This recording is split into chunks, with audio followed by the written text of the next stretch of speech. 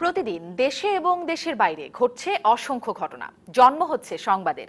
দিনের সংবাদ এবং সেখান থেকে বাছাই করা সংবাদের বিশ্লেষণ নিয়ে ডিবিসি নিউজের নিয়মিত আয়োজন বিবিএস কেবলস নিবেদিত সংবাদ সম্প্রসারণ নিয়ে আমি শারমিন চৌধুরী থাকছি আপনাদের সাথে। আর প্রতিদিন এই আয়োজনে আমার সাথে স্টুডিওতে থাকেন দুজন প্রথিতযশা সাংবাদিক, যাদের দীর্ঘ অভিজ্ঞতা থেকে আমরা জেনে নেই সংবাদের আদ্যপান্ত পর্যালোচনা। আজ আমার সাথে সংবাদ সম্প্রসারণে অতিথি হয়ে এসেছেন বাংলাদেশ সংবাদ সংস্থা বাসোস এর প্রধান সম্পাদক ও ব্যবস্থাপনা পরিচালক আবুল কালাম আজাদ এবং সাপ্তাহিকের সম্পাদক গোলাম মুর্তজা। আপনাদের দুজনকেই স্বাগত জানাচ্ছি আজকের সংবাদ সম্প্রসারণে। আজকে প্রথম যেই খবরটি নিয়ে কথা বলতে চাই, আপনাদের বিশ্লেষণ জানতে চাই। ঝিনাইদহে আবারও জঙ্গি আস্তানা সন্দেহে 5টি জঙ্গি আস্তানা সন্দেহে অভিযান চালিয়েছে র্যাব। আজকের মতো অভিযান স্থগিত, কাল সকাল থেকে আবার শুরু হবে। গত কদিনে কিন্তু আমরা বেশ কয়েকটি এরকম অভিযান দেখেছি যেখানে অনেক জঙ্গিরা আত্মঘাতী হয়েছে, নিহত হয়েছে এবং গ্রেপ্তারও হয়েছে কেউ কেউ। এরকমটি কি ভাবা যায় যে সব জঙ্গিরা আসলে আইন শৃঙ্খলা বাহিনীর নজরদারিতে আছে, বা তাদের জালটি কতটা বিস্তৃত, এটি যদি একটু জানতে চাই জনাব আবুল কালাম আজাদ। ধন্যবাদ শারমিন, আপনাকে আবারও আমন্ত্রণ জানাবার জন্য। যে কথাটি আপনি জানতে চেয়েছেন যে সব জঙ্গি সন্ত্রাসীরা আইনশৃঙ্খলা রক্ষাকারী বাহিনীর নজরদারিতে আছে কিনা, এটি সরাসরি বলা যায় যে তাদের সমস্ত সবগুলো নজরদারিতে না থাকলেও তাদের অজানা তা না। কিন্তু একটু আগে আপনি সংবাদগুলো যখন দেখছিলেন তখন স্বরাষ্ট্রমন্ত্রী বলেছেন যে যারা বাইরে আছে, বিভিন্ন সময় সিরিয়া বা অন্যান্য জায়গায় প্রশিক্ষণ নিতে গিয়েছে, তাদের কিছু এসছে, আর বাকি যারা এসছে তাদের ব্যাপারে আমাদের তালিকা আছে। আমরা ইমিগ্রেশন এবং অন্যান্য জায়গায়গুলোতে আমরা সতর্ক দৃষ্টি আছে এবং নির্দেশ দেয়া আছে। এটা গেল একটা, যে স্বরাষ্ট্র মন্ত্রণালয় মন্ত্রী যখন বলেন সেই কথাটা আমাদের বিশ্বাস করতে হয়, এবং মন্ত্রণালয় যখন আছে তার পুলিশ প্রশাসন অর্থাৎ আইনশৃঙ্খলা রক্ষাকারী বাহিনীর তারা নিশ্চয়ই তাদের সতর্ক দৃষ্টি আছে। এই কথা ঠিক যে একটি সময় কিন্তু ছিল যে গোয়েন্দারা খুব দুর্বল, গোয়েন্দা নজরদারি নেই। কখন? গত বছর যখন হোলি আর্টিজানে গুলশানে ঘটনা ঘটলো, শোলাকিয়া মসজিদে, এরপরে আমরা দেখলাম যে নারায়ণগঞ্জে, তারপরে আপনার কল্যাণপুরে। এরপরের থেকে যে জিনিসটা হয়েছে, জঙ্গিরা কিন্তু হামলা করতে পারেনি, তার আগেই আমাদের আইনশৃঙ্খলা রক্ষাকারী বাহিনীর গোপন সূত্রের ভিত্তিতে অর্থাৎ তাদের গোয়েন্দা তথ্যের ভিত্তিতে তারা কিন্তু আগেই তাদেরকে ঘেরাও করতে পেরেছে। তা আমরা দেখেছি, সিলেটে দেখেছি, রাঙ্গামাটিতে দেখেছি, তাই না, এবং ঢাকায় অনেকগুলো জায়গা অসংখ্য। এবং আজকেও যেটি হয়েছে যে আপনার ঝিনাইদহের চুয়াডাঙ্গা গ্রামে, এখানে সবচেয়ে বড় কথা হচ্ছে আমার দৃষ্টিতে যেটি আমি মনে করি যে জঙ্গিরা যে খুব নিষ্ক্রিয় হয়ে গেছে তা না। ওরা যেহেতু আইনশৃঙ্খলা রক্ষাকারী বাহিনী এবং সরকারের সতর্ক দৃষ্টি আছে, সে কারণে তারা ওরা যেটা ঢাকা শহর বা এই অঞ্চলে বড় বড় শহরগুলোতে না যেয়ে তারা প্রান্তিক শহরগুলোতে চলে গেছে, সীমান্তবর্তী অঞ্চলে। এই জায়গাটা থেকে আপনি যেখানে বলছেন নজরদারির মধ্যে আছে, গোলাম মুর্তজা, আপনার কাছে আসলে ঠিক একই রকম ভাবে জানতে চাই যে সবাই নজরদারির মধ্যে আছে, বা স্বরাষ্ট্রমন্ত্রী যেমন বলছেন তালিকা করা আছে, তালিকার বাইরে কেউ আসছে না, এই বিষয়টা কি নিশ্চিত হওয়া যায়? না, এখন দেখেন, আপনার প্রশ্নের আসার আগে জঙ্গি বিষয়ে যেটা বলতে চাই যে জঙ্গিবাদের যে সংবাদ, জঙ্গিবাদের যে ঘটনা, সেই ঘটনাগুলো আপনি 15 দিন আগের একটি ঘটনা দেখেন আর আজকের সংবাদটি দেখেন, মোটামুটিভাবে প্রায় একই রকম। জঙ্গিদের একটি আস্তানা, সেখানে কিছু বোমা, সেখানে কিছু গ্রেনেড, কিছু জঙ্গি গ্রেপ্তার হওয়া, গ্রেপ্তার তো নয়, অভিযান চালাতে গিয়ে তাদের নিহত হওয়া। এই কথাটি বলছি এই কারণে, জঙ্গিবাদের কার্যক্রমগুলো যে বিস্তৃত হচ্ছে একই ধারাবাহিকতায়, এবং আমাদের যে অভিযান চলছে সেটিও প্রায় একই রকম, এবং আমরা যে আলোচনা বা বিশ্লেষণ করছি সেটিও প্রায় একই রকম। এখানে নতুন তেমন কোনো কিছু নাই। সেই জায়গা থেকে কথাটা বলতে গেলেই পুনরাবৃত্তি হচ্ছে যে কথাটি আমি আগেও বারবার বলেছি, আবারও বলছি, জঙ্গিবাদের যে ইতিহাস, সারা পৃথিবীর প্রেক্ষিতে যে ইতিহাস, সেই জঙ্গিবাদ আসে কিন্তু জঙ্গিবাদ যায় না। জঙ্গিবাদ আসে কিন্তু জঙ্গিবাদকে পুরোপুরিভাবে নিষ্ক্রিয় করা বা পুরোপুরিভাবে বিতাড়িত করা বা নির্মূল করা যায় না। পৃথিবীর ইতিহাসের যে জঙ্গিবাদের যে ইতিহাসগুলো আছে আমাদের পার্শ্ববর্তী বা মধ্যপ্রাচ্যের দেশগুলোতে, সেটি একটি ব্যাপার। সেই জায়গা থেকে কথায় যে জঙ্গিরা আমাদের নিয়ন্ত্রণে আছে কি না বা আমাদের নজরদারিতে আছে কিনা, আমাদের বলতে আমাদের গোয়েন্দা বা আইন শৃঙ্খলা রক্ষাকারী বাহিনীর, এটা আসলে সম্ভব না, এটা সম্ভবই না। যদি আমাদের আইন শৃঙ্খলা রক্ষাকারী বাহিনী এমন দাবি করে থাকে সেই দাবিটি সঠিক নয়। নিষ্ক্রিয় করেছি, তারাদের নির্মূল করেছি, আমাদের নিয়ন্ত্রণে আছে, এই কথাগুলো তারা একেবারে দাবি করছে নিয়ন্ত্রণে আছে। নিয়ন্ত্রণে আছে, এই নজরদারিতে আছে। নিয়ন্ত্রণে আছে এই কথাটাও বহুবিধ অর্থ বহন করে। নিয়ন্ত্রণে আছে মানে কি? নিয়ন্ত্রণে বলতে কি যে তারা বড় অভিযান করতে পারবে না এইরকম নিয়ন্ত্রণে, নাকি চুয়াডাঙ্গাতে যে আস্তানা করে আছে সেটি আপনার নিয়ন্ত্রণে আছে? সুতরাং নিয়ন্ত্রণ এমন একটি শব্দ যেটি বললে অনেক ভুল বোঝাবুঝির অবসান থাকে। আজাদ ভাই যে কথাগুলো বলেছেন তার সঙ্গে আমি সম্পূর্ণ একমত হয়ে সঙ্গে আরও কিছু যোগ করছি যে এই যে ধরেন সিরিয়াতে বা ইরাকে যে আমাদের যারা বাংলাদেশ থেকে কিছু গেছে, লিবিয়া বাংলাদেশ থেকে কিছু গেছে, বাংলাদেশের বাইরে ইউরোপের কিছু দেশ থেকে গেছে, কানাডা থেকে, উত্তর আমেরিকা থেকে কিছু গেছে, এই যে কিছু গেছে, সত্যি কথা হচ্ছে আমরা হয়তো সতর্ক আছি, কিছু কিছু হয়তো ধরতে পারবো, সত্যি কথা হচ্ছে এর সঠিক কোনো পরিসংখ্যান আমাদের কাছে নাই, এই সঠিক পরিসংখ্যান কারো কাছেই নাই। সুতরাং এই যে আমরা বলবো যে আমরা ধরে ফেলবো, আসলেই ধরে ফেলবো, এই কথাগুলো বলার জন্য তারা বলেন, সেটার প্রতি আমি রাখছি, কিন্তু এই কথাগুলো আসলে ওইভাবে সঠিক বলে আমি মনে করি না। আমাদের একটা আতঙ্কের মধ্যে আছে। আমাদের ভালো দিক কোনটা? ভালো দিক হচ্ছে চুয়াডাঙ্গা বলেন আর সীতাকুণ্ড বলেন, যেখানেই বলেন তারা জঙ্গিরা অপারেশন চালানোর আগে আমাদের আইন শৃঙ্খলা রক্ষাকারী বাহিনী অপারেশন চালিয়ে তাদেরকে ধরতে পারছে বা তাদেরকে হত্যা করতে পারছে, এটি হচ্ছে ভালো দিক। আর আতঙ্কের দিক কোনটি? এত অভিযান পরিচালনা হচ্ছে, আইন শৃঙ্খলা রক্ষাকারী বাহিনী এত সক্রিয়, সর্বোচ্চ সতর্কতামূলক ব্যবস্থায়, তার মধ্য দিয়ে আজ রাজশাহী, কাল সিলেট, পরশু চুয়াডাঙ্গা, তারপরের দিন আরেক জায়গায়, তারপরের দিন আরেক জায়গায়, এই যে নেটওয়ার্কটি, এই নেটওয়ার্ক দেখে বোঝা যায় যে আমরা যা ধারণা করছি আমাদের আইন শৃঙ্খলা রক্ষাকারী বাহিনী বাহ্যিকভাবে যা বলছে জঙ্গিবাদের বিস্তারটি তার চেয়েও বেশি আশঙ্কার হচ্ছে এটি।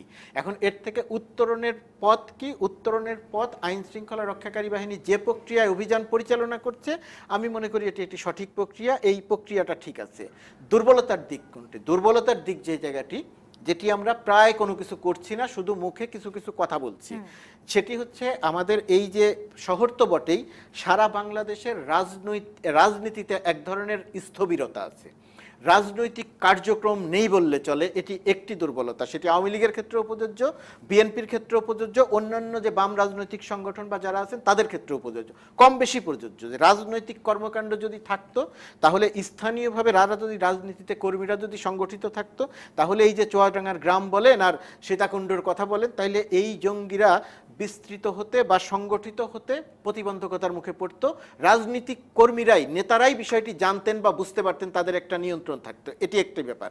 এর চেয়েও বড় যেটা আমরা তো জানতে পারি বিভিন্ন সময় কথায় উঠে আসে যে রাজনৈতিক ইন্ধনই থেকে যায়, এই ঘটনাগুলো রাজনৈতিক ইন্ধন থেকে যায়, সেটা বিশেষ বিশেষ রাজনৈতিক দল আছে, সেটা ধরেন জামাত ইসলামীর মতো রাজনৈতিক দল আছে, রাজনৈতিক সংগঠন নয় কিন্তু রাজনৈতিক কর্মকাণ্ড করেন, হেফাজতে ইসলামের মতো সংগঠন আছে, তারা আদর্শিকভাবে বা সাংগঠনিকভাবে জঙ্গিবাদের পক্ষে না থাকলেও তারা যে কাজ করেন, তারা যে শিক্ষা দেন, সেই শিক্ষায় তারা ধর্মকে ব্যবহার করে যে কর্মকাণ্ড পরিচালনা করেন, সেই পরিচালনা করার থেকে তাদের নিয়ন্ত্রিত যে সংগঠন, তাদের সংগঠনের কর্মীরা নানাবিধভাবে জঙ্গিবাদের সঙ্গে সম্পৃক্ত হয়ে, এটি একটি অংশ। এর বাইরে আমাদের শিক্ষিত, বেসরকারি বিশ্ববিদ্যালয়ে পাঠরত, বিদেশে পাঠরত, ইউরোপে বসবাসরত তারাও তো আছে। সুতরাং জঙ্গিবাদের সংজ্ঞাটি এখন অনেক বিস্তৃত। আপনি বলছেন যে স্থবিরতার কারণ, মানে রাজনৈতিক স্থবিরতা থাকার একটা কথা বলে শুধু শেষ করে দিই আজাদ ভাই, আমি একটি বলেছি রাজনৈতিক কর্মকাণ্ডের অনুপস্থিতি, এর চেয়ে বড় অনুপস্থিতি যে জায়গাটিতে বাংলাদেশে, সেই জায়গাটি হচ্ছে একেবারে ঢাকা শহর থেকে শুরু করে বিস্তৃত ওই চুয়াডাঙ্গার যে গ্রামের কথা বলছেন, আজাদ ভাই আমার চেয়ে ভালো বলতে পারবেন, একটা সময়ে সামাজিক এবং সাংস্কৃতিক কর্মকাণ্ড ছিল। এই সামাজিক সাংস্কৃতিক কর্মকাণ্ডটাতে এক ধরনের স্থবিরতা এসেছে এবং এই জায়গাটিতে প্রশাসনিকভাবে আমরা একটা ভুল নীতি নিয়েছি। সেটি হচ্ছে নিরাপত্তার কথা বলে গ্রামে গঞ্জে যে কালচারাল প্রোগ্রাম বলতে যেটা বোঝায়, ধরেন রাতের বেলায় গ্রামের একটি উঠানে যে জারি গান বা সারি গান হবে বা এই রকমের যে গ্রামীণ যে সংস্কৃতি আছে, নিরাপত্তার কথা বলে প্রশাসন এই ধরনের সংস্কৃতি বা এই ধরনের সাংস্কৃতিক কর্মকাণ্ডের ক্ষেত্রেও এক ধরনের বিধিনিষেধ আরোপ করেছে, সব জায়গাতে না হলেও অনেক জায়গায়।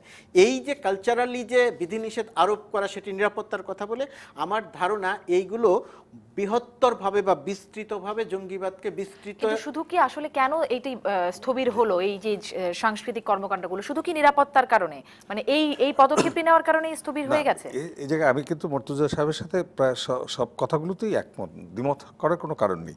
আমি শুধু আপনাকে যে কথাটি বলছি যে জঙ্গি এবং সন্ত্রাসীদের আগে যেমন ঢাকা শহরে অন্যান্য শহরগুলোতে আমরা খেয়াল করলেই দেখব যে ওরা বাড়ি ভাড়া করে, বাসা ভাড়া করে মানে জঙ্গি তৎপরতা চালাতো, অন্যের বাড়ি ভাড়া করে, যেটা পুলিশ প্রশাসনের থেকে বারবার বলা হয়েছে ঢাকা শহরে এবং অন্যান্য জায়গায়ও, যে আপনি বাড়ি যদি ভাড়া দেন, কাকে ভাড়া দিলেন, কিভাবে দিলেন, ছবি সহ। এটা প্রথম দিক থেকে কিন্তু নাগরিকরা ওইভাবে সচেতন হতো না, মানে কি বলবো, সাড়া দিত না, কিন্তু এখন কিন্তু দেয় এবং আরও বেশি তৎপর। ফলে যেটা দাঁড়িয়েছে, এখন কিন্তু জঙ্গিরা ওরা নিজেরা বাড়ি করে, যেমন রাজশাহীতে উদাহরণ হিসেবে, রাজশাহীতে নিজের বাড়ি, এই যে চুয়াডাঙ্গায় যে 2-3টি বাড়ি ঘেরাও দিয়েছে, এখানে কিন্তু 2টি বাড়ি হচ্ছে এর আগে যে নিহত 2 জঙ্গির বাবার বাড়ি। অর্থাৎ ওরা নিজেদের, অন্যের উপর ভরসা করতে পারছে না, অন্য বাড়িঘর এখন নিজেদের। এ থেকেও বোঝা যায় যে ওরা কিন্তু একটা চাপের মধ্যে, দারুণ চাপের মধ্যে আছে, এবং আইনশৃঙ্খলা রক্ষাকারী বাহিনী নির্মূল করে ফেলছে এটা তারাও দাবি করে না, আমরাও জানি করে নাই, কিন্তু এই যে সতর্ক এবং তৎপর আছে, এটা কিন্তু আমাদের ভালো দিক। পাশাপাশি চাপের মধ্যে তো একসময় তো আরো সংখ্যা কমাতে হবে, ওদের চাপে রাখলাম ওদের সংখ্যা বাড়লো, তাহলে তো হবে না। একটি সংখ্যা বাড়ানোর জন্য যে এটি যদি পাশাপাশি আমি আরেকটু বলে নেই যে মুর্তজা সাহেব যে কথাটা বলেছেন, আসলেই কিন্তু যে কথাটি ব্যক্তিগতভাবে আমি বিশ্বাস করি, যে জনমত যদি তৈরি করা না যায় এদের বিরুদ্ধে, অর্থাৎ জনমত আছে, সেটা যদি সংগঠিত রূপ না নেয়, এটি কিভাবে হতে পারে? সাংস্কৃতিক কর্মকাণ্ডের মধ্যে হতে পারে।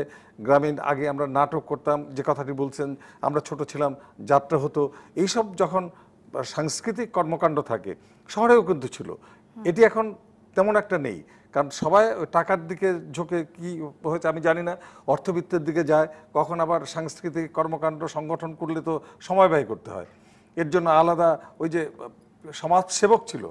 আমরা যখন মানে স্কুল কলেজে পড়তাম, তখনও কিন্তু মানে নিজেরা উদ্যোগ নিয়ে, কেউ তো আর টাকা পয়সা দেবে না, কিন্তু এই জায়গাটা যে কোনো কারণেই হোক, সামাজিক বিবর্তনের কারণে, পরিবর্তনের কারণে আমরা এই জায়গাটায় যদি না যেতে পারি আমরা, তাহলে কিন্তু জঙ্গি আপনার শত চেষ্টা করলো, আগে পাহারা দেওয়া হতো, কিন্তু আপনি পুলিশ আজকে পাহারা দিচ্ছেন না, সাংস্কৃতিক কর্মকাণ্ড হবে, কালচারাল অনুষ্ঠান হবে, যাত্রা হবে, সেখানে তো স্বেচ্ছাসেবকরাই পাহারা দিত, সেখানে অঘটন ঘটবে না, কোনো পুলিশ প্রয়োজন হতো না, আইনশৃঙ্খলা রক্ষাকারী বাহিনীর সদস্যদের দরকার হতো না। সেই জায়গাগুলোতে যদি আমরা না যেতে পারি, অর্থাৎ সাংস্কৃতিক কর্মকাণ্ড, সেই জায়গার মধ্যে কিন্তু মত পার্থক্য, সমাজের যে রাজনৈতিক যে বিরোধ, মত পার্থক্য, সেটিও কমে যায়, কারণ একসাথে তো সব করবে, সেখানে তো আর রাজনীতি থাকছে না। তো সেই জায়গাগুলোতে আমাদের তৎপর হতে হবে, উদ্যোগ নিতে হবে। এটি যেমন সরকারের পক্ষ থেকে, সামাজিক সংগঠনগুলো আরও তৎপর হতে হবে, তাদের করতে হবে এই কাজগুলো। তাহলে কিন্তু আপনি জঙ্গি, সন্ত্রাসী এদেরকে এই যে ধরল পুলিশে, আইনশৃঙ্খলা রক্ষাকারী বাহিনী বলছেন, এই অবস্থা যখন চলছে তখন কি তারা করছে যাদের করার কথা, তারা কি তখন করছে? আমার আপনার সবারই নাগরিক দায়িত্ব আছে, আমাদের সবারই করার দরকার। অর্থাৎ আমরা যেখানে আছি, নিজেদের দায়িত্ব, অধিকার সম্পর্কে, আমার নিরাপত্তার প্রশ্নে যদি আমরা সচেতন হতে পারি সমাজকে, তাহলে সমাজের তো দায়িত্ব আছে, এই দেশের নাগরিক হিসেবে আমারও তো কিছু দায়িত্ব আছে, আপনারও আছে, যে যেখান থেকে যেভাবেই পারি না কেন। এখন আপনাকে আপনার এই দায়িত্ব ছেড়ে গ্রামে চলে যেতে হবে সংগঠন করার জন্য, তা না, যেভাবে পারেন আমরা যেভাবে পারি, এর মধ্যে দিয়েও তো নিশ্চয়ই কিছুটা সচেতনতা তৈরি হয়। যদি করা যায়, এই তিনজনে যে কথা বলছি এর মধ্যে যদি কেউ উদ্যোগী হন, সেটাই তো একটি ইতিবাচক দিক।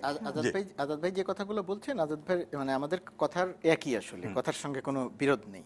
এখন আমি যেটা বলছি, ধর আওয়ামী লীগের মতো এত বড় একটি রাজনৈতিক সংগঠন, বাংলাদেশের এমন কোনো গ্রাম নাই যেখানে আওয়ামী লীগের সংগঠিত কর্মী এবং নেতা নাই। এই দলটি যদি চায় যে আমি প্রতিটি গ্রামে, একেবারে প্রতিটি গ্রামে, ইউনিয়নও না, একেবারে প্রতিটি গ্রামে আমি আমার সংগঠনকে বিস্তৃত করে আমার যে স্বাভাবিক রাজনৈতিক কর্মকাণ্ড আমি সেটাকে পরিচালনা করব, সেটি আওয়ামী লীগ করতে পারে। কিন্তু জঙ্গিবাদ আমার আজকে যত বড় সমস্যা, সেই জঙ্গিবাদ মোকাবেলায় আমরা পুরোপুরিভাবে আইন শৃঙ্খলা রক্ষাকারী বাহিনীর উপর নির্ভরশীল হয়ে গেছি। জঙ্গিবাদ আপনার আইন শৃঙ্খলা রক্ষাকারী বাহিনী, আমি আরও বলছি যে তারা ভালো কাজ করছেন, অপারেশন অত্যন্ত জীবনের ঝুঁকি নিয়ে তারা অত্যন্ত সফল অনেকগুলো অভিযান পরিচালনা করছেন।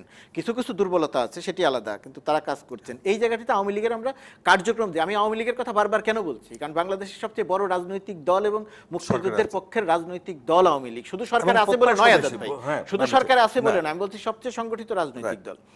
পাশাপাশি বিএনপি যেহেতু বড় রাজনৈতিক দল, তারও একটি দায়িত্ব আছে।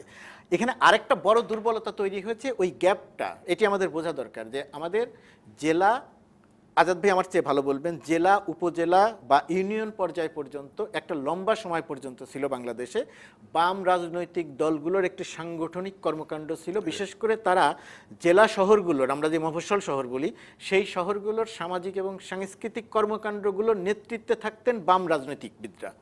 এটি একেবারে অনস্বীকার্য। তাহলে আসলে কি কারণে এই কারণটি হচ্ছে বাম রাজনৈতিক দলগুলো নিষ্ক্রিয় হয়ে গেছে, বা তাদের এক ধরনের তারা বিবর্তন ঘটেছে, তারা এখন সেই জায়গাটিতে নেই। বাম রাজনীতিবিদরা দুর্বল হয়ে গেছেন, তারা অন্য পেশায় চলে গেছেন, তারা এনজিওতে চাকরি নিয়েছেন, জীবন জীবিকা অন্য রাজনৈতিক দলে চলে গেছেন। এই যে একটা জায়গা গ্যাপ, শূন্য হয়েছে, এই শূন্য কখনো যে ওই সূত্র যে জায়গা তো কখনো শূন্য থাকে না, শূন্য না থাকার কারণে কি হয়েছে, আওয়ামী লীগ বা বিএনপি ওই শূন্যতাটা পূরণ করেনি। ওই জায়গাটা ধর্মকে আশ্রয় করে এক ধরনের দখল কেন্দ্রিক একটি ঘটনা ঘটে গেছে এই জায়গাটিতে। আজকে আপনি স্বীকার করেন বা না করেন, ধর্মের নানা রকমের ব্যাখ্যা দেন বা না দেন, জামাত ইসলামের সঙ্গে বিএনপি, হেফাজতের সঙ্গে আওয়ামী লীগ নানা যুক্তি এবং কুযুক্তি দিয়ে এটির ব্যাখ্যা করার চেষ্টা করা হবে, কিন্তু বৃহত্তর স্বার্থে এই জায়গার কুযুক্তির জায়গায়, কুতর্কের জায়গার থেকে ওই যে ধর্মকে আশ্রয় করে যারা দখল করে নিল ওই জায়গাটি, দখল আমি খুব জঙ্গিবাদের অর্থে বোঝাচ্ছি না, দখল করে নিল জায়গাটি, তার প্রেক্ষিতে আজকে এক ধরনের শূন্যতা তৈরি হচ্ছে এবং এক ধরনের সামাজিক অবক্ষয় তৈরি হচ্ছে। এবং কালচারালি যে রিচ করার কথা আমরা বলি, কালচারালি যে উন্নত সংস্কৃতির কথা আমরা বলি, ওই জায়গাটা দুর্বল হয়ে যাচ্ছে। ওইটা যদি আমরা অ্যাড্রেস না করি, ওই জায়গাটিতে যদি আমরা নজর না দেই, তাহলে এটি আওয়ামী লীগ বা বিএনপির তর্কের বিষয় না, এটি আমার আর আপনার অস্তিত্বের বিষয়, এটি বাংলাদেশের স্বাভাবিক গতিতে সামনে এগিয়ে চলার বিষয়। সেই জায়গাটি আমরা প্রায় প্রতিদিনই বা প্রতি সপ্তাহেই বলা উচিত যে এই ধরনের অভিযান দেখছি, আমরা প্রতি সপ্তাহে এরকম কথাই বলছি, সেটাই আমি বলেছিলাম যে পুনরাবৃত্তি হচ্ছে আমাদের কথা। নিশ্চয়ই, এবং আমার মনে হয় হওয়াটা দরকারও, কারণ যদি এখান থেকে যেটির কথা আপনারা বলছিলেন সচেতনতা, সেটি যদি আমার আপনার মধ্যে এবং আমাদের সবার মধ্যে আসে, সেটি হয়তো আমাদের লক্ষ্য কিছুটা হলেও পূরণ হবে। আমরা একটা বিরতিতে যাই, বিরতির পরে ফিরে এসে আমরা দুই তরুণী ধর্ষণের বিষয়ে, ধর্ষণের মামলার অগ্রগতি এবং সেই সম্পর্কে যেই তদন্তগুলো হচ্ছে সেগুলো নিয়ে আপনাদের বিশ্লেষণ জানবো। দর্শক, বিরতিতে যাচ্ছি, সাথেই থাকুন, আরও সংবাদের বিশ্লেষণ থাকছে আমার সাথে। বিরতির পর আবারও স্বাগত জানাচ্ছি সংবাদ সম্প্রসারণ অনুষ্ঠানে। আর এ পর্যায়ে যে বিষয়টি নিয়ে কথা বলতে চাই, যে সংবাদটি নিয়ে, বনানীর সেই দুই তরুণী ধর্ষণ মামলার অগ্রগতি নিয়ে আপনাদের কাছ থেকে একটু জানতে চাই। যে আমরা গতকাল দেখেছি গাড়ি চালক, সাফাতের গাড়ি চালক এবং দেহরক্ষী গ্রেপ্তার হয়েছে, আজকে তাদের রিমান্ড দেওয়া হয়েছে। প্রথম নিয়ে যখন মামলাটি হলো তখন আমরা দেখেছিলাম মামলা নিতে গড়িমসি, গ্রেপ্তারে এক ধরনের গড়িমসি, এটি নিয়ে অনেক আলোচনা সমালোচনা হয়েছে, মানবাধিকার কমিশনের চেয়ারম্যানও এটা নিয়ে অভিযোগ তুলেছেন, প্রশ্ন তুলেছেন। কিন্তু এখন যেভাবে অগ্রগতি হচ্ছে সেটি নিয়ে কি বলবেন আবুল কালাম আজাদ? এখন তদন্তের অগ্রগতি কেমন? মোটামুটি 5 জনের মধ্যে 4 জনই গ্রেপ্তার হয়েছে। আমি এর আগেও বলেছি যে এই ঘটনাটা সবচেয়ে বড় কৃতিত্ব নিঃসন্দেহে দেওয়া যায় গণমাধ্যমকে, কারণ ঘটনাটি ঘটেছে এবং পরে স্থানীয় পুলিশ কর্মকর্তারা ডায়েরি থানায় এজাহার নিতে বিলম্ব করেছেন, গড়িমসি করেছেন, পরামর্শ দিয়েছেন, যেগুলো পত্রপত্রিকায় এসছে। এরপরে যখন প্রিন্ট মিডিয়া এবং ইলেকট্রনিক মিডিয়া জোরে সোরে লেখালেখি শুরু করলেন, বলা শুরু করলেন, এরপরে যখন গোটা জাতির মধ্যে একটি প্রতিবাদমুখর অবস্থা হলো, সোশ্যাল মিডিয়ায় ব্যাপকভাবে আলোচনা শুরু হলো, তারপরে তারা কিন্তু বেশ কয়েকদিন পরে সিলেট থেকে গ্রেপ্তার করা হলো। এখন গ্রেপ্তারের পর্বটি শেষ হলো, এখন তদন্ত হচ্ছে। ওই ছেলেটির বাবা, বিশেষ করে সাফায়েত, যে ওরা যখন জিজ্ঞাসাবাদ করেছে সেখানেও কিন্তু বলেছে যে আমি প্রতিদিন হাত খরচ পেতাম 2 লক্ষ টাকা, এবং কি কি ঘটনাগুলো বর্ণনাও দিয়েছে। তো 2 লক্ষ টাকা যদি না হতো, যে কোনো 6টি ওদের আউটলেট আছে যেখানে, ওখান থেকে যে কোনো জায়গা থেকে গেলে টাকা পাওয়া যায়। ও সবচেয়ে যে কথাটি হচ্ছে, ওর সাক্ষাৎকারে যে কথাটি বলেছে যে আমার সাথে যারা আছে তারা এমপি, মন্ত্রী, রাজনীতিবিদের এবং আমলার সন্তানরাও আছেন। তা আমার কথা হচ্ছে যে একটি প্রশ্ন আমার বারবার ফিরে, যে ওর বাবার বৃত্ত আছে, ওর বাবার কথাবার্তাগুলো যেভাবে মানে যে বলে কোনো সুস্থ সবল সভ্য মানুষ ওই ধরনের কথা বলে না, সুতরাং তার পক্ষে কেমন মানুষ, যাই হোক এগুলো না, প্রতিবাদ হয়েছে সব জায়গা থেকে। ও যে কথাগুলো বললো যে একজন আমলার ছেলেও, বুঝলাম যে একজন এমপি, একজন মন্ত্রী, হয়তো ব্যবসায়ী, শিল্পপতি, তাদের ছেলেদের 2 লাখ 5 লাখ দিল, যেহেতু টাকা আছে এবং সেখানে পারিবারিক ওইভাবে যদি শিক্ষাটা না থাকে তাহলে তো দেবে। বহু বিত্তবানদের আমি চিনি ব্যক্তিগতভাবে, শিল্পপতিদের চিনি, কিন্তু সন্তানকে ওইভাবে মানে অঢেল টাকা দিয়ে দেবে এটি না। কিন্তু টাকা আছে, টাকা দিল, কিন্তু একজন আমলা কি করে টাকা পায়, এই বিষয়গুলো তদন্ত, যেমন তদন্তকারী কর্মকর্তারাই বলেছেন যে আমরা বিব্রতকর অবস্থায় পড়ি যে যেসব নাম এসছে। যে কথাটি আপনি জানতে চেয়েছেন যে তদন্ত কি হবে, গণমাধ্যমে ব্যাপকভাবে আলোচনা হওয়ার পরে এই মামলাটি সঠিক ধারায় তদন্ত হবে এবং এই জায়গায় অন্য কোনো রকম প্রভাব কাজ করবে বলে আমার মনে হয় না, করা সম্ভব না, এবং এটি সঠিক একটি বিচার হবে, এটি দৃষ্টান্তমূলক বিচার হবে বলেই আমার ধারণা। এই ধারণাটিতেই থাকতে চাই এবং এটি আশা করতে চাই। কিন্তু যখনই তদন্তটি চলছে গোলাম মর্তুজা, তখন এই যে আমরা আমাদের বিরতির মধ্যে আমরা যে বিষয় নিয়ে কথা বলছিলাম, তখন নানান রকম কথা হচ্ছে, বলছে অনেকেই বলছে শিক্ষিত মানুষ, খুবই সভ্য যারা, তাদের মধ্যে থেকে এমন কথা আসছে, মেয়েটি কেন এত রাতে বাইরে গেল, কোনো ভালো মেয়েকে এত রাতে বাইরে যায়, এই ধরনের কথাবার্তা আসছে। এই বিষয়গুলো কিভাবে বলবেন? আবার একইভাবে অন্য দিক থেকেও বলা হচ্ছে ধর্ষকের বিচার চাই, এটিও বলছেন অনেকে। কিভাবে এটিও যে আমরা একটি কথা বলি যে আমাদের যে সমাজে যে এক ধরনের অবক্ষয় তৈরি হয়েছে, সেটি তো আসলে সমাজের অবক্ষয় তো কোনো বায়বীয় বিষয় নয়, অবক্ষয় তো দেখা যাওয়া বিষয়। অবক্ষয় হচ্ছে যে নানা রকমের অনৈতিক কর্মকাণ্ড করতে করতে একটা পর্যায়ে এসে অবক্ষয় বিষয়টি সামনে আসে, যে জায়গাতে আইনের শাসনের খুব বড় রকমের ঘাটতি থাকে, সেই ঘাটতির থেকে অনৈতিকতার জন্ম হয়, মানুষ অনৈতিক পথে অর্থ সম্পদ উপার্জন করতে থাকে, সেই উপার্জনের একটি পর্যায়ে এসে অবক্ষয় তৈরি হয় এবং সেই অবক্ষয়টি সেটি ডাক্তার, সাংবাদিক, ইঞ্জিনিয়ার, ব্যবসায়ী সবার মধ্যে বিস্তৃত হয়ে যায়। এরকম একটি অবস্থার মধ্যে আমরা বলছি। আজাদ ভাই যে সাফাত তার পরিবার সম্পর্কে যে কথাগুলো বললেন, আর ওইটা ওই একই রকমভাবে যে প্রশ্ন করছি কেন গেল, এত রাত্রে কেন গেল, এই যে প্রশ্নগুলো করছি, এই প্রশ্ন করার আগে আমি আয়নার সামনে দাঁড়াচ্ছি না যে তার একজন মা আছেন, তার একজন বোন আছেন, তার একজন স্ত্রী আছেন, তার একজন মেয়ে আছেন, তাদের কথা আমরা চিন্তা করছি না। মেয়েটি বিশ্ববিদ্যালয়ে পড়তে যাচ্ছে, সরকার, পাবলিক বা প্রাইভেট, যেখানেই পড়তে যাক। আজকে যে দুজন শিক্ষার্থীর ক্ষেত্রে আজকের এই ঘটনা ঘটলো, সেখানে যে ব্যক্তি প্রশ্ন তুলছেন যে কেন গেল, সেটি যে রাত্রেবেলা গেলেই শুধু ঘটে বিষয়টি এমন নয়, ওটি দিনের বেলায় তার মেয়ে যে বিশ্ববিদ্যালয়ে যাচ্ছে সেখানেও ঘটতে পারে, আইনের শাসনের যদি দুর্বলতা থাকে। এবং এখান থেকে তার মেয়েটিকে আরো আটকে রাখা হচ্ছে কিনা, যে আমার মেয়ের বিপদ হয়তো বাইরে আরো বেশি আছে, এই চিন্তাধারা এটি হয়তো কারো কারোর মধ্যে চিন্তা আছে, কিন্তু বাস্তবতা হচ্ছে আমরা অনেক ইন্ডিভিজুয়াল হয়ে গেছি আমরা সামাজিক সমষ্টিগতভাবে চিন্তা করছি না।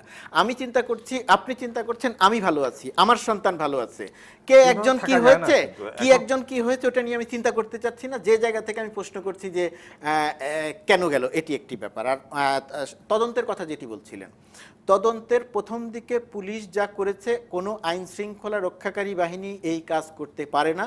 বিশেষ করে দুজন নির্যাতিত থানায় গিয়ে যখন বলেছে যে আমরা নির্যাতিত হয়েছি, তখন তাকে যে প্রশ্ন করা হয়েছে, তুমি নর্তকী কিনা, তুমি রাতের বেলায় গেছো কিনা, এটি সাধারণ মানুষের একটি অংশ যে বলতে পারেন না, কিন্তু তারপরেও বলছেন। কিন্তু থানার একজন ওসি যখন এই কথা বলেন এবং বলার পরেও এখনো পর্যন্ত তিনি যখন দায়িত্বে থাকেন এবং আমাদেরকে যখন বলা হয় যে তদন্ত হবে, যদি দোষী প্রমাণ হয় তার বিরুদ্ধে ব্যবস্থা নেওয়া হবে, সেই কথার উপরে আস্থা রাখার মতো অবস্থা বাংলাদেশে বিরাজ করে না, যে জায়গাতে আমি আস্থা রাখতে পারি না।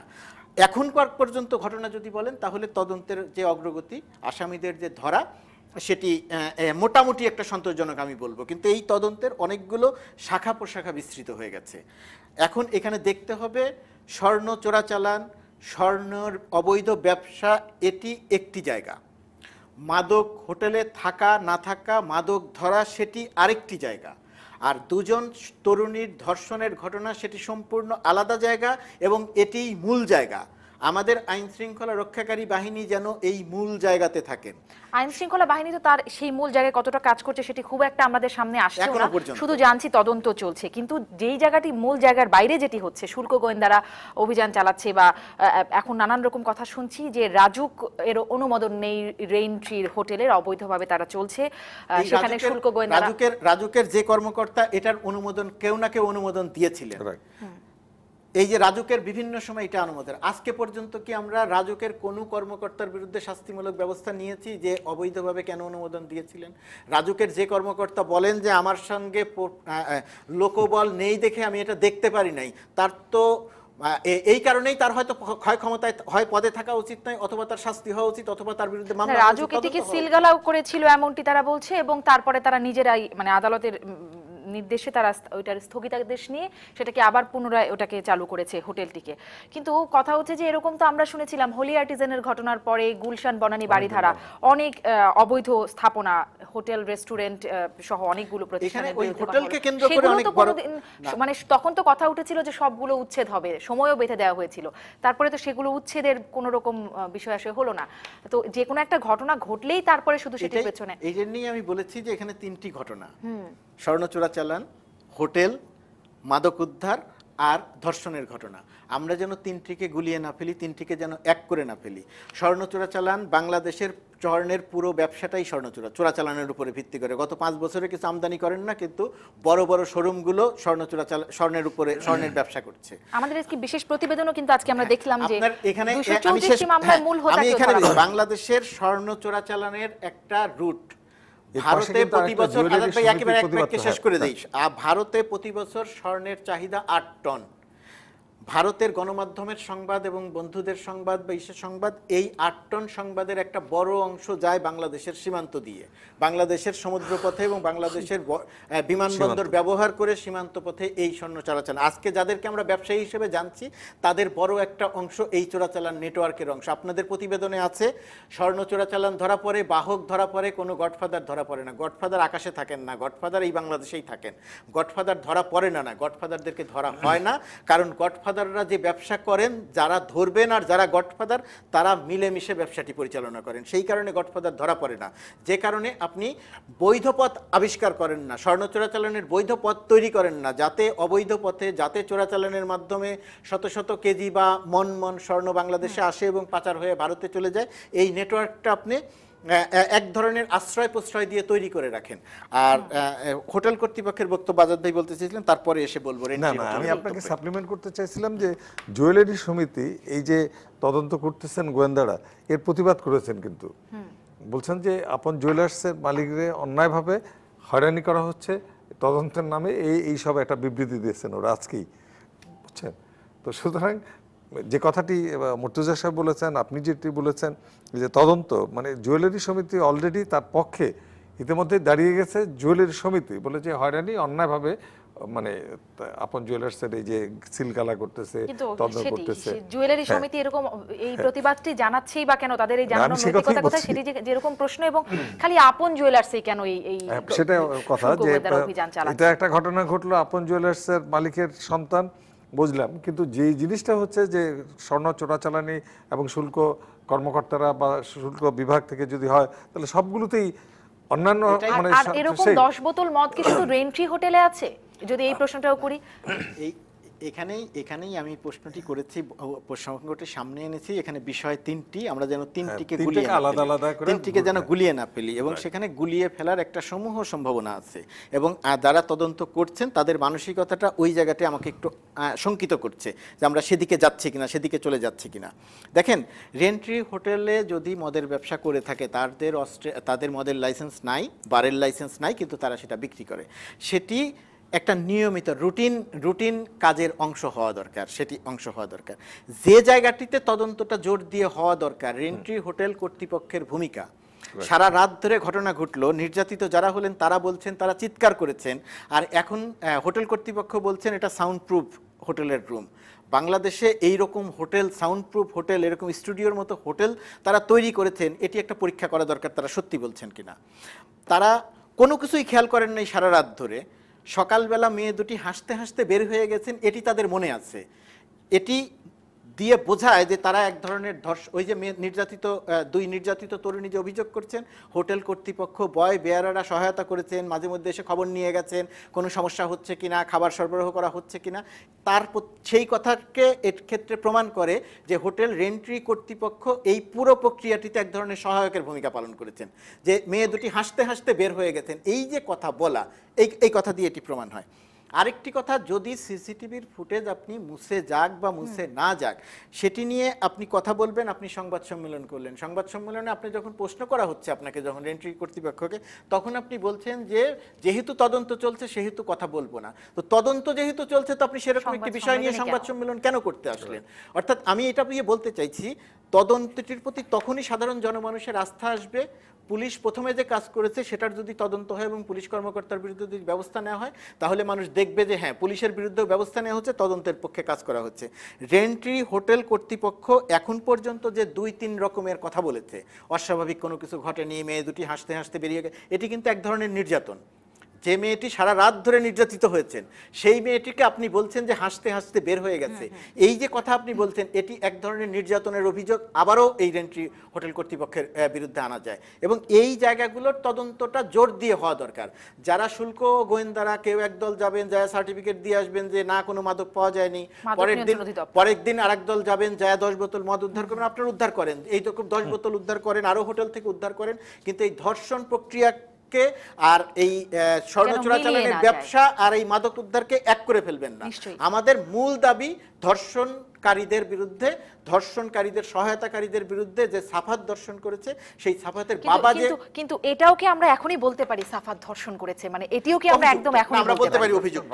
আপনি একদম রাইটলি বলেছেন, আপনার সঙ্গে আমি একমত, আমি উইথড্র করছি। আমি বলছি ধর্ষণের দায়ে অভিযুক্ত ওই নির্যাতিত নারীদের অভিযোগের ভিত্তিতে আমরা বলছি। নিশ্চয়ই সেটাই তদন্তের বিষয় আপনি বলছেন। আমরা আশা করতে চাই এবং সত্যি আশা করতে চাই যেন এই অভিযোগের সঠিক তদন্ত যেন হয়।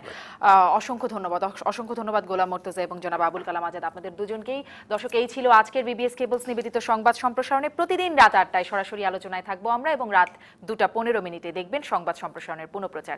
আগামীকাল দেখা হচ্ছে অন্য কোনো সংবাদের বিশ্লেষণ নিয়ে, অন্য কোনো অতিথিদের সাথে। ডিবিসির সঙ্গেই থাকুন 24 ঘন্টা।